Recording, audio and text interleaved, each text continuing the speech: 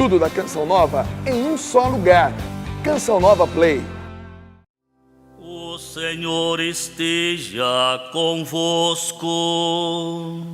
Ele está no meio de nós. Proclamação do Evangelho de nosso Senhor Jesus Cristo, segundo Lucas. Glória a vós, Senhor.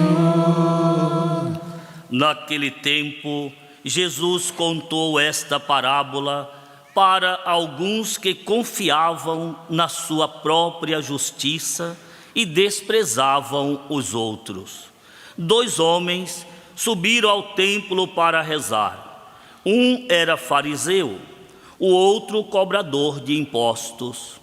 O fariseu de pé rezava assim em seu íntimo: ó Deus, eu te agradeço, porque não sou como os outros homens, ladrões, desonestos, adúlteros, nem como este cobrador de impostos.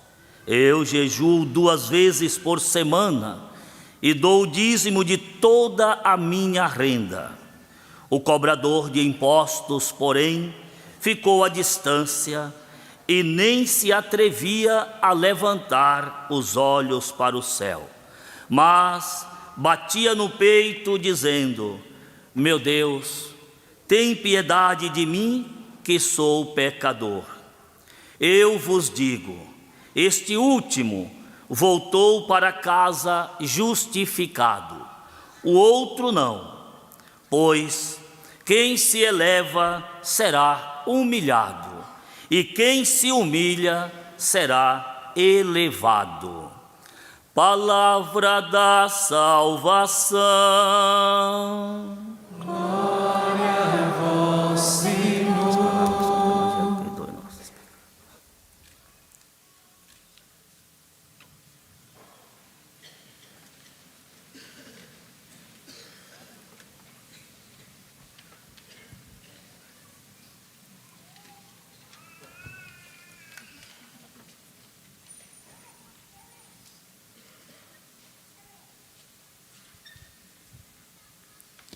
Louvado seja nosso Senhor Jesus Cristo. Queridos irmãos e irmãs, queridos sacerdotes e diáconos, nós temos no Santo Evangelho de hoje um grande ensinamento que Jesus vem nos trazer através da parábola do fariseu e do publicano. Esta parábola, como diz o versículo 9, ela é endereçada aos presunçosos, aqueles que acreditavam ser justos e desprezavam os outros. Gente que acreditava de estar em dia com Deus, com o mundo e com tudo, sobre todos os aspectos. Eu estou em dia com Deus, estou um dia com o meu próximo, comigo mesmo. Pessoas que nutriam uma excessiva estima de si mesmo e também de suas obras. Estas nutriam em consequência, já que nutriam uma grande estima de si e de suas obras, um desprezo pelos outros. Não valorizavam as outras pessoas. E quando há excessiva estima de si, naturalmente há como consequência o desprezo pelos irmãos, o desprezo pelos outros. E como exemplo típico da pessoa presunçosa, o Senhor Jesus, Ele nos apresenta um fariseu. Um fariseu que entra no templo para rezar. Até aí não há nenhum problema, vai ao templo para rezar. Ele inicia a sua oração, a primeira frase de sua oração realmente parece que será um momento de prece. Ele diz: ó Deus, eu te agradeço. E ali termina de fato, a sua oração a Deus. Porque a partir desse momento, ele muda o caminho, que não é um caminho de oração, mas é um caminho de autoexaltação. É como se eu entrasse na capela, aqui do Santíssimo, e colocasse um espelho, e eu começasse a falar para o espelho. E é assim que este homem, esse fariseu, ele se apresenta. Então, a partir desse momento, dessa primeira frase, ele não reza mais. Ele começa a exaltar a si mesmo, as suas qualidades e os seus dons. É quem, diante do espelho, adora o seu próprio coração. Quem basta a si mesmo. Quem faz tudo girar em torno de si. Porque eu sou melhor do que esse. Porque eu faço isso. Porque eu dou o dízimo. Porque eu. Uma pessoa que esquece uma palavra muito importante, né? E talvez das mais importantes do mundo, que é a alteridade, que é o tu. Ele pensa somente nele, eu. Ao lado dele está o publicano, mas parece que entre os dois existe um abismo intransponível, porque ele não é capaz de comunicar-se e de ver o outro, porque a sua prece é uma prece que tenta aniquilar. Eu não sou como este publicano, reduzindo o outro a uma sombra insuportável. A oração deste homem não tem nada de culto a Deus, de oração. O orgulho que há no seu coração, o orgulho que este homem cultiva, ele leva ao desprezo pelos outros. Ele conta vantagem. Quais vantagens conta este homem, este fariseu? Primeiro, ele conta a vantagem de não ser igual aos outros homens, ladrões, adúlteros e injustos. Não sou igual aos outros. Quer dizer que sou melhor do que todos. Segundo, jejua 2 vezes por semana, acima do que pedia a lei. A lei dizia que devia jejuar uma, e ele jejuava 2, então ele estava fazendo muito, né? Fazendo muito acima do que dizia a lei. Terceiro, pagava o dízimo de tudo o que possuía. Também ele estava indo muito além do que determinavam os costumes, porque não se pagava o dízimo de tudo que se possuía. Se pagava o dízimo dos frutos da terra e mais algumas coisas, né? Então, ele está mostrando assim que ele estava em alta medida, né, na sua vida, na sua caminhada. Com certeza, estas ações eram coisas boas que ele realizava. É certo contribuir com o dízimo. Devemos contribuir com o dízimo em nossas comunidades. É certo jejuar. A igreja ensina também que nós devemos jejuar. O jejum é um caminho muito seguro e certo para um crescimento na vida cristã. É importante se esforçar para viver uma vida correta. É claro que eu devo me esforçar para viver conforme ensina a moral cristã. Mas então onde que ele errou? Este homem, ele errou no protagonismo de suas ações. No protagonismo de suas ações. Ele esqueceu que o protagonista, a fonte de todas as nossas ações, a fonte, a origem é Deus. Essa é a diferença. Ele errou, né? A fonte é Deus e não ele. Ele agradece a Deus, né? Ele agradece no fundo o seu próprio umbigo. É alguém que vive para o seu próprio umbigo. A sua oração é uma farsa.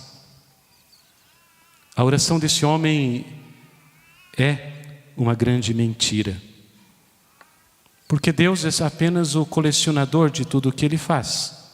eu faço isso, isso, isso e aquilo. Deus está lá em cima, observa o que ele faz e mais nada. Deus não é o agente. Isso é um equívoco muito grande, isso é um erro, porque Deus não é fonte de sua salvação. Deus não é fonte de sua salvação. Ele não é capaz de reconhecer o que Deus fez por ele e o que Deus fez nele. Ele pensa que ele sim fez muito por ele mesmo e muito por Deus. Isso é uma grande inversão presente na sociedade nossa também no tempo de hoje, onde não se reconhece a primazia de Deus. E nós precisamos voltar a reconhecer a primazia de Deus sobre todas as coisas. A conclusão dessa atitude é que o fariseu retorna para casa. O que ele leva para casa, este fariseu?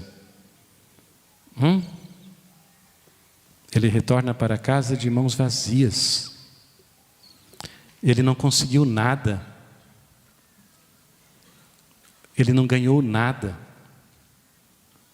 Porque o próprio Jesus diz: quem se exalta será.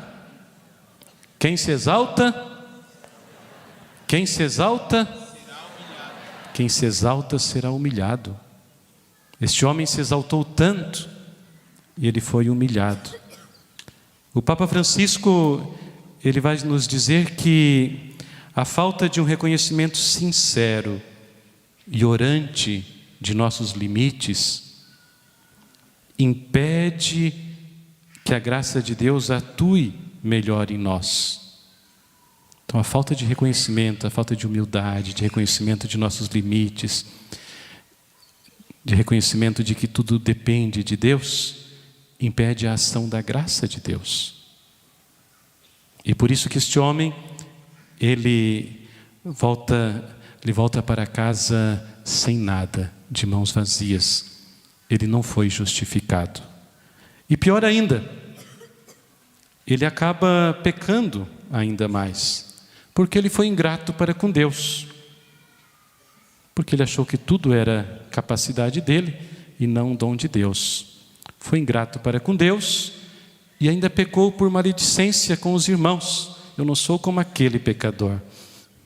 Não sou como aquele publicano. Eu faço isso, isso, isso. Então, também ele ainda pecou por maledicência. Então, esta situação do fariseu que nós encontramos no Santo Evangelho de hoje. Contrapartida, o Senhor Jesus, ele nos apresenta uma outra figura.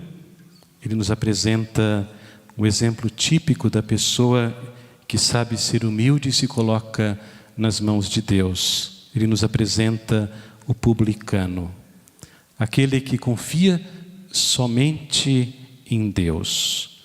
E nós sabemos que os publicanos, naquele período, naquele tempo, eles não eram bem vistos realmente, porque eles eram encarregados de cobrar taxas e também os impostos para os romanos. E muitos, além de cobrar a taxa devida, cobravam um extra, para colocar no próprio bolso. Por isso eles eram odiados pelo povo e também eles eram considerados pecadores públicos, junto com as prostitutas e também outros grupos. O publicano também entra no templo. O publicano entra no templo, mas ele permanece à distância.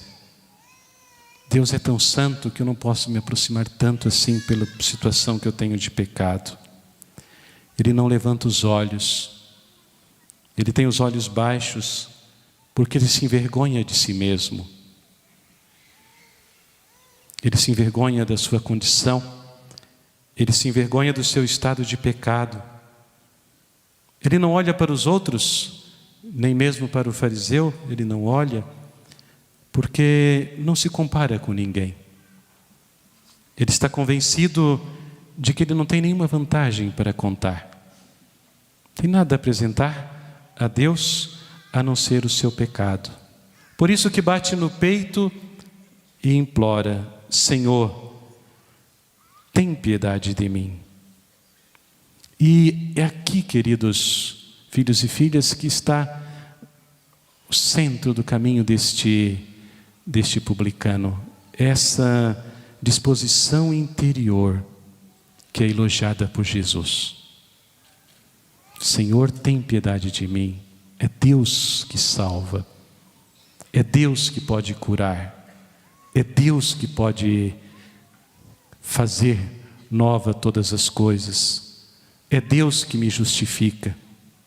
É Deus que me cura, é Deus que me liberta. O fariseu pensava que eram suas obras. Eu faço isso, faço aquilo, já está muito bem. E Jesus vem nos mostrar que isso é presunção e pede humildade, porque Deus é o movente. Então é esta disposição interior que leva a fazer o publicano sair do templo justificado. Quer dizer, ele é reabilitado. Ele é reabilitado diante de Deus e do próximo pela humildade. E o que este homem consegue? Ele saiu também do templo de mãos vazias? Saiu de mãos vazias o publicano? Não, porque o próprio Senhor Jesus, ele diz, ele assegura, quem se humilha será exaltado. Quem se humilha será exaltado. E aos olhos de Deus vai encontrar a misericórdia e o perdão. Um exaltou a si mesmo, foi humilhado e saiu do templo de mãos vazias.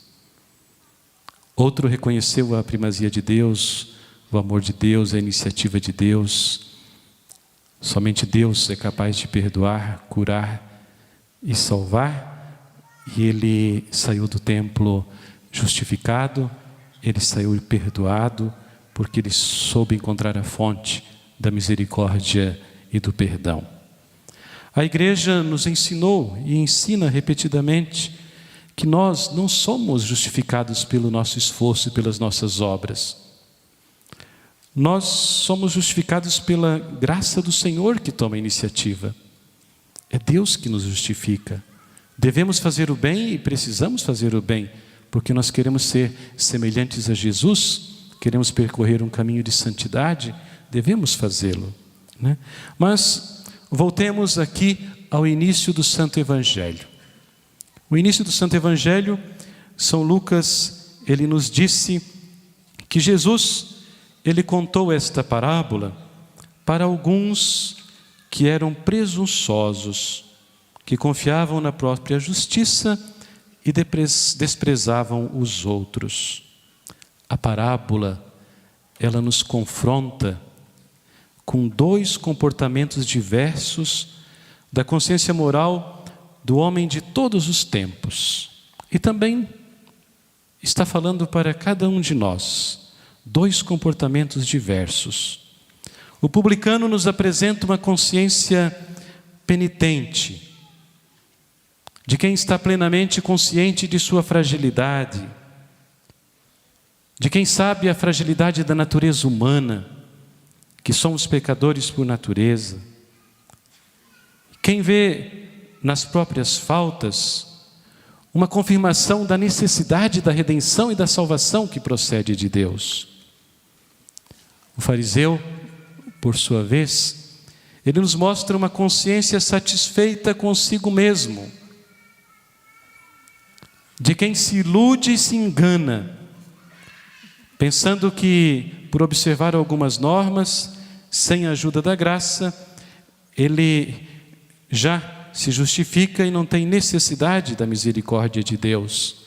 Quantas pessoas, às vezes, em nossas comunidades dizem: ai, seu bispo, eu não tenho pecado, eu sou uma pessoa tão boa, não faço nada de errado. Vai ver o tamanho da língua, né?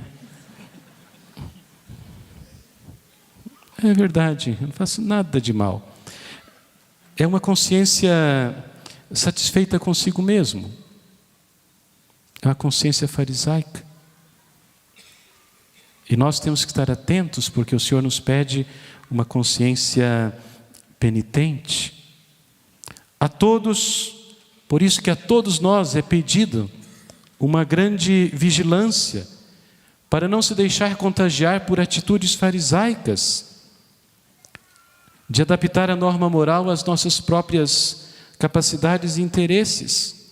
Às vezes, conversando com pessoas que frequentam um pouco a igreja, ou alguns que não compreenderam bem a fé da igreja.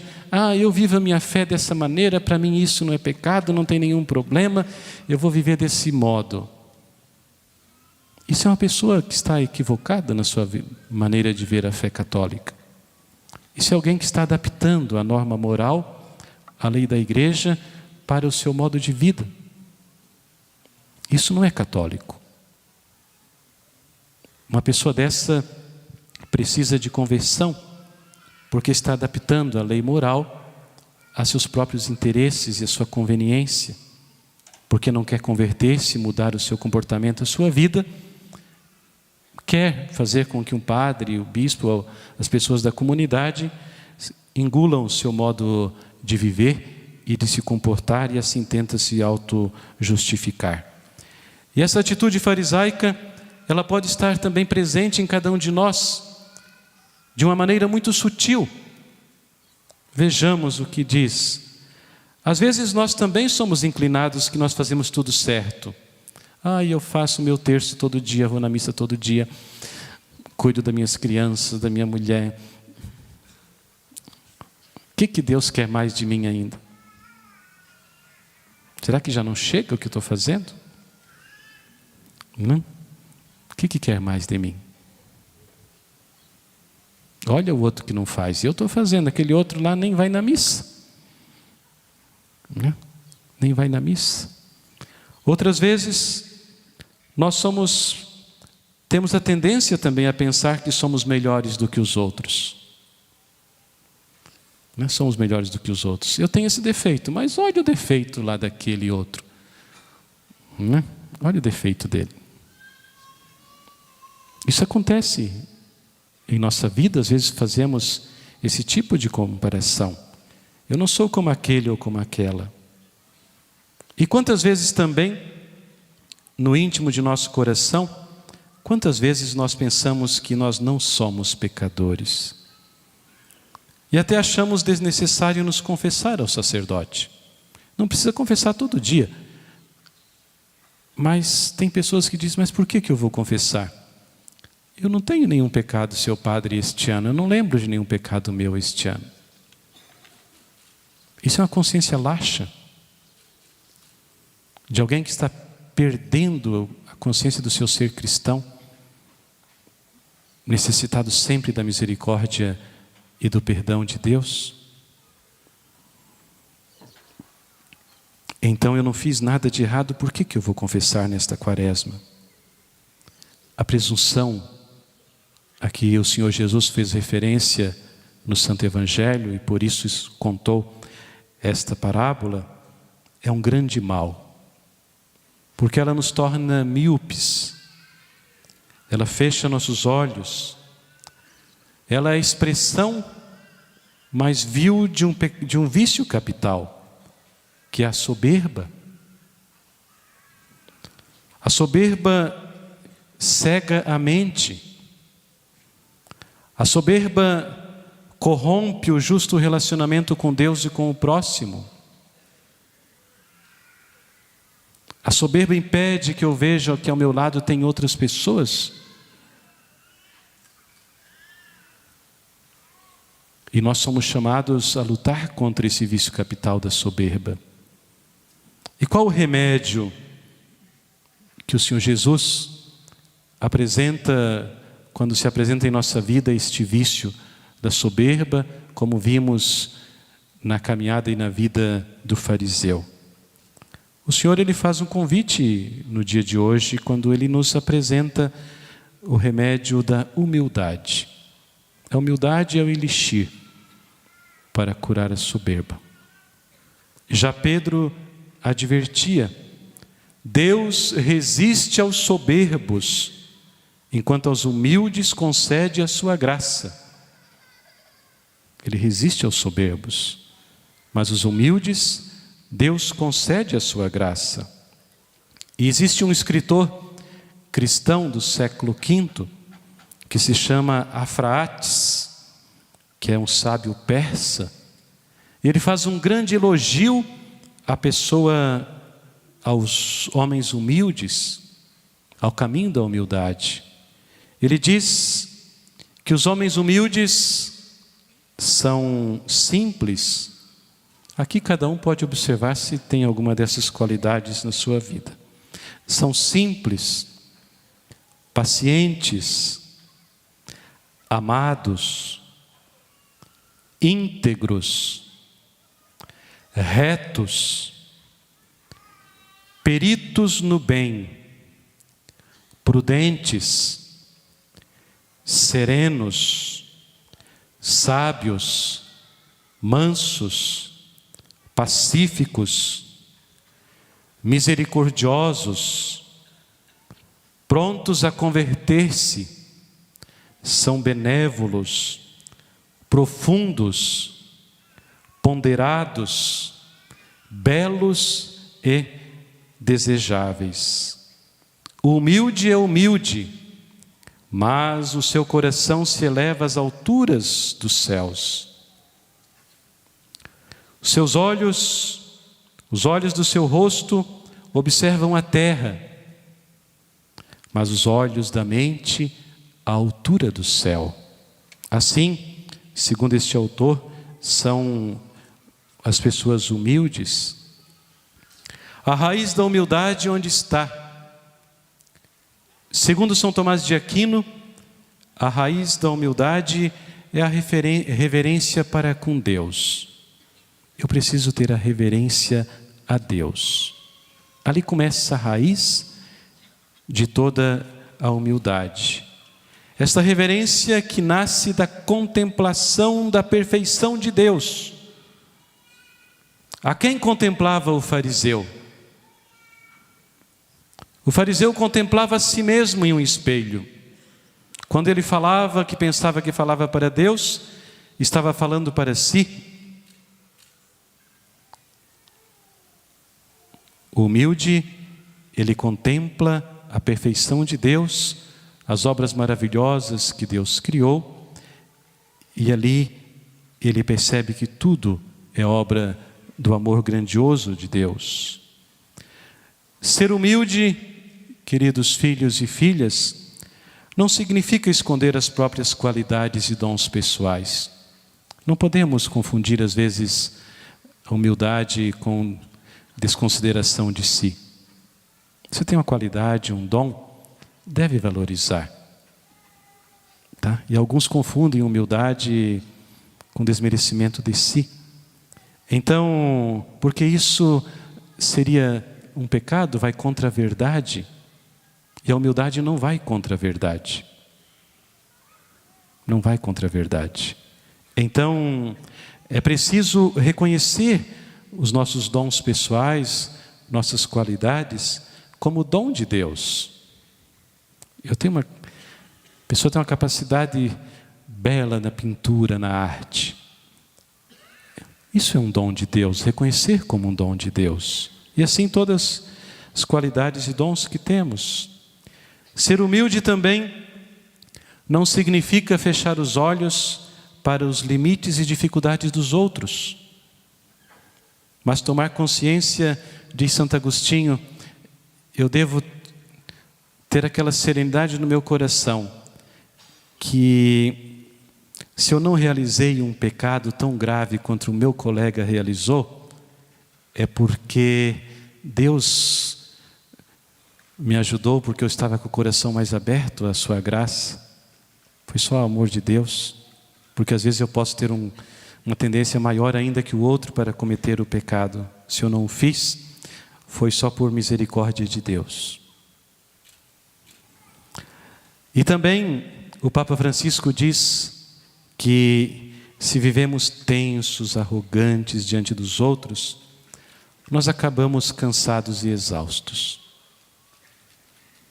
Mas quando olhamos seus limites e defeitos com ternura, com mansidão, como irmãos que estão lutando ou têm dificuldade de lutar na vida, sem nos sentirmos superiores aos nossos irmãos, nós podemos dar-lhes uma mão e evitarmos de gastar energias em lamentações muito inúteis. E Santa Teresa, ela insistia sempre: a caridade perfeita consiste em suportar os outros e não se escandalizar com suas fraquezas. Parece às vezes que nos escandalizamos só para comentar a fraqueza dos outros. Viu que coisa, eu fiquei assim, me causou um estupor no coração, mas no fundo quer fazer fofoca para os outros, né? E isso é muito grave. E Santa Teresa diz que nós devemos não nos escandalizar com a fraqueza dos irmãos, e a perfeita caridade consiste em suportar os defeitos dos irmãos. Humildade não é sinônimo de moleza, nem de debilidade, mas é disposição à magnanimidade que nos leva a realizar grandes coisas. A pessoa humilde, quando realiza algo grande, sabe que é um instrumento de Deus, é um instrumento nas mãos de Deus. Mais nada, eu sou um instrumento na mão dele. É Ele que está realizando sua obra através de mim, e não como aquele homem, aquele fariseu. E a humildade, por fim, não é fraqueza de caráter. A humildade é fortaleza de ânimo. E no caminho para construir a humildade em nossa vida, nós temos que olhar para o Senhor, para o Mestre, para Jesus. O que Jesus nos disse? Jesus diz bem assim: aprendei de mim, porque eu sou manso e humilde de coração, e encontrareis descanso para o vosso espírito. Mateus 11, versículo 29. Para poder ser perfeito como é do agrado de Deus, precisamos viver humildemente na presença dEle. Nós precisamos estar unidos intimamente ao Senhor Jesus. Nós precisamos perder o medo de estar na presença de nosso Deus e Senhor.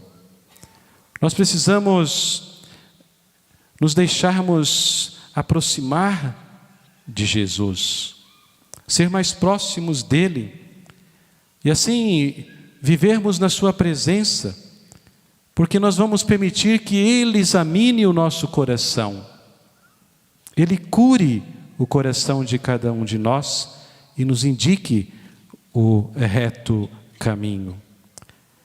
Queridos filhos e filhas, diante da palavra que nós ouvimos, o que o Senhor está nos pedindo hoje, além desse caminho de humildade que nós somos chamados a percorrer, a reconhecer que tudo dele procede, a nossa vida, a nossa salvação. Isaías, capítulo 29, versículo 16. Vamos deixar que Ele nos molde como um oleiro. Como um oleiro. O oleiro trabalha o barro. Que assim o Senhor nos molde. Isso é um ato de grande humildade. Deixar que o Senhor nos molde. É isso que Ele nos pede neste encontro, nesses dias. É isso que o Senhor nos pede, essa disponibilidade de coração, essa humildade de dizer: Senhor, eu sozinho não sou capaz, eu sozinho não posso, mas eu sei que Tu podes. Nosso Senhor é forte, Ele se antecipa a cada um de nós. A Ele somos chamados hoje a oferecer as nossas capacidades, a oferecer ao Senhor o nosso esforço, a nossa luta contra o mal, que deve ser uma luta constante em nosso dia a dia, oferecer a Ele a nossa criatividade. A juventude sempre é tão criativa. Vamos oferecer ao Senhor a nossa criatividade, para que o seu dom cresça em cada um de nós, para que se desenvolva em cada um de nós, Porque nos diz o profeta Isaías: é nos humildes de coração contrito que os meus olhos se fixam, pois escutam a minha palavra com respeito. Assim, os olhos do Senhor se fixaram no publicano, e nesses dias os olhos do Senhor estão fixos em cada um de vocês que vieram aqui para abrir a Ele o seu coração e deixar que Ele trabalhe como oleiro em vossa vida, em vossa vontade. Louvado seja nosso Senhor Jesus Cristo. Tudo da Canção Nova em um só lugar. Canção Nova Play.